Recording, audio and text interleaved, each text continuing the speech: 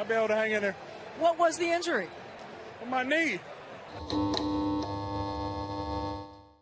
So, as you have likely already seen, Jaire Alexander is being released and will not play for the Green Bay Packers in 2025. And I am not happy about this one bit. To be fair, Jaire has only played 34 of the available 68 regular season games across the last 4 years, and I get it.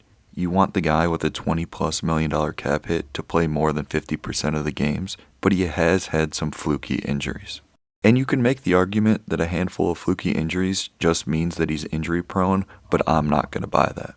For example, this past season, Jaire got hurt on the last defensive possession of the game against the Jaguars. The Packers were up 7 with the ball, with only about 5.5 minutes left in the game. They got 1 first down and then punted. Trevor Lawrence then led the Jaguars down the field for the game-tying touchdown pass, which was the same play that Jaire injured his knee. If the offense does their job in this game, Jaire may never get injured, and who knows what happens to the 2024 Green Bay Packers. When healthy, Jaire is one of the best corners in the entire league. He's a 2-time All-Pro, and this past season he had the exact same DVOA as the reigning Defensive Player of the Year, Patrick Surtain. It's hard to come across All-Pros, and I'm not a fan of getting rid of good players. I get that he has missed a lot of games, but he has also had some very clutch moments in the playoffs. 3rd and 5, 4-man rush. Prescott fires for Cooks, and it's intercepted.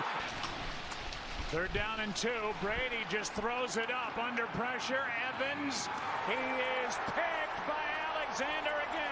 The Packers tried to restructure Jaire's contract so that it is more incentive-based and it would make him a free agent next year, but he declined.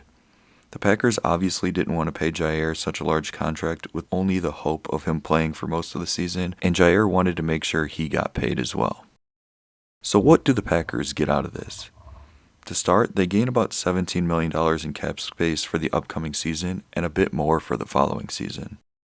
Now it's cool and all having cap space, but it's more important how they utilize it. Some people online have speculated that Elton, Zach Tom, Quay Walker, and Devontae Wyatt extensions are going to be the main use of this money, though other people have speculated that it could be used for acquiring Trey Hendrickson.